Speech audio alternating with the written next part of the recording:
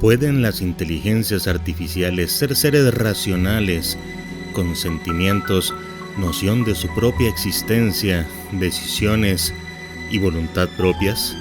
En este vídeo haré una corta reseña de detalles que debes conocer antes de ver Pluto, relacionándolo con su historia general, sin spoilers. Nuevamente, como en Ghost in the Shell, nos enfrentamos a la pregunta de si un robot puede tener alma, el alma de la máquina. Pero en esta oportunidad vamos a ir mucho más antes de Ghost in the Shell. Vamos hasta el padre del manga, Osamu Tezuka. Cuando Tezuka inventó su robot con sentimientos, Tetsuwan Atom, conocido en América como Astro Boy, pensó en este robot de energía nuclear que súbitamente gana conciencia y se convierte en una fuerza para el bien. Obviamente, esto en referencia al Japón posguerra. Una nación abatida por una bomba atómica. ¿Qué forma más irónica de vincular un héroe atómico de metal con la fuerza y capacidad de destruir todo, pero con la compasión y amor por la humanidad para no hacerlo? El Superman japonés en este caso no sería un adulto, sino un niño androide.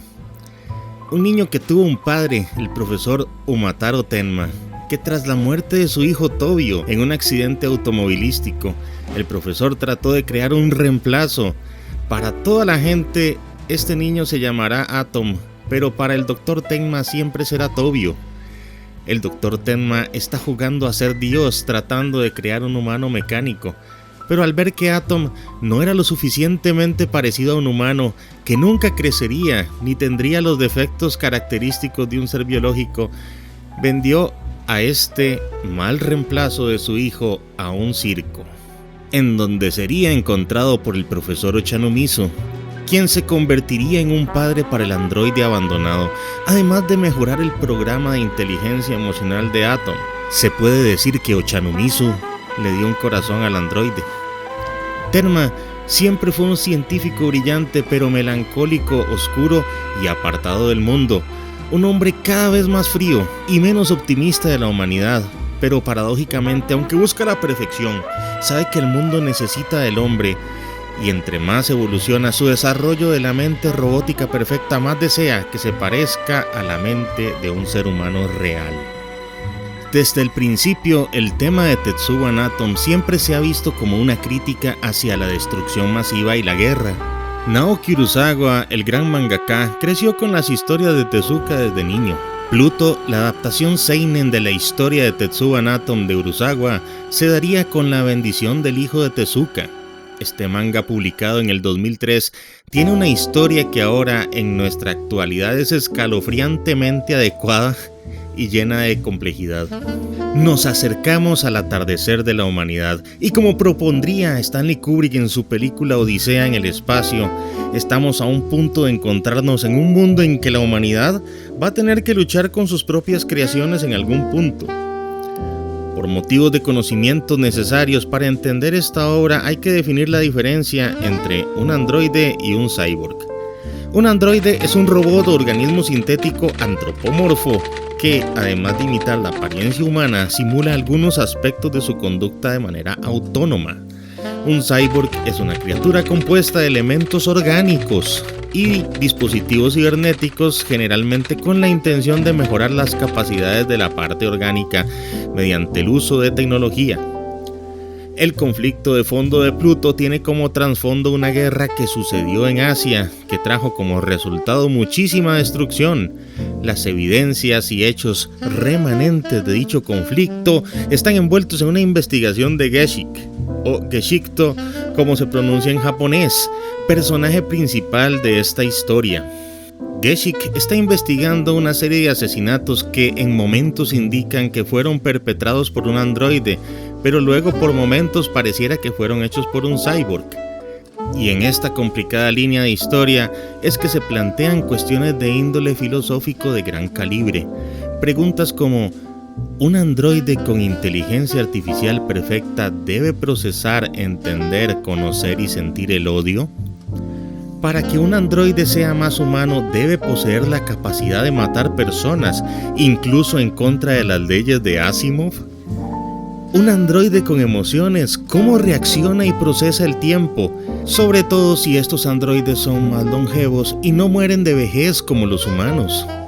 En la serie hay dos importantes fuerzas de pensamiento. Algunas personas odian las inteligencias artificiales y los quieren ver exterminados, mientras otros los aman y les promueven leyes que les den derechos iguales como los de los humanos. Todo esto en un paradigma complejo de intercambios y situaciones difíciles de entender. ¿Son los hombres los dueños del mundo o lo son sus creaciones, los nuevos dioses metálicos con empatía, nobleza y fuerza que superan a las facultades humanas? Aún, y si así lo fuera, la ironía es que los androides no serían capaces de estas facultades sin la herencia provista de sus padres humanos. Pluto, por su parte, en mitología, es la versión romana de Hades, que se robó a la diosa Perséfone para obligarla a ser su esposa. La dejó ir por orden de Zeus, pero le dio la semilla de granada que condenaría a Perséfone a estar una parte del año con su madre, pero la otra con el señor del inframundo, dando origen a las estaciones. Cuando Deméter, madre de Perséfone, estaba triste, llegaba el invierno, pero cuando estaba feliz por la llegada de Perséfone, llegaba la primavera. Se dice que el lugar donde estaba Perséfone antes de ser raptada era un campo lleno de flores. Durante siglos las almas de los culpables fueron llevadas al inframundo. Pluto por un tiempo se llevó la belleza del mundo, pero aprendió a valorarla más que cualquiera. Como lo dije en el video anterior del canal, Pluto es la serie de animación japonesa más importante de la década. No se había hecho un despliegue de calidad de historia en un anime desde hace muchos años y un discurso tan relevante y complejo de lo que significa realmente la aceptación y el entendimiento de los unos con los otros que en esta obra. Para las personas que piensan que esta obra no luce lo suficientemente similar a los mangas originales de Tezuka de Tetsuwan Atom, les recuerdo que este es otro manga, una adaptación hecha por el creador de Monster, Naoki Urasawa. La producción de Masao Maruyama y fue coproducida por Genko y Tezuka Producciones con la inversión de Netflix. Que no quepa la menor duda, sin Netflix este anime no se habría realizado. Y es triste ver que el anime japonés, en Japón, valga la redundancia, no se le está permitiendo a los creadores la libertad creativa necesaria.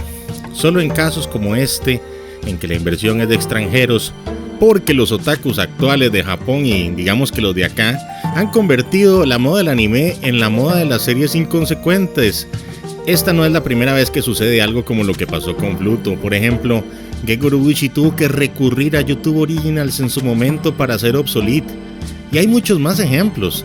En una gran cantidad de casos en Japón se prioriza más el negocio que el arte y las buenas historias. Y esto no lo digo yo, lo dice Hayao Miyazaki, y también advierte de ello el mismísimo Masao Maruyama en un reportaje que habla de la animación china, que les dejaré en la casilla de los comentarios. Esta animación digital de Pluto, aunque no sea perfecta, demuestra que los animes aún pueden hacerse con cinetismo y con líneas de expresión. Hoy más que nunca títulos como este, Megalobox, las películas de Makoto Shinkai, demuestran que si se quiere hacer, se puede. Nos vemos en un futuro review y hasta la próxima.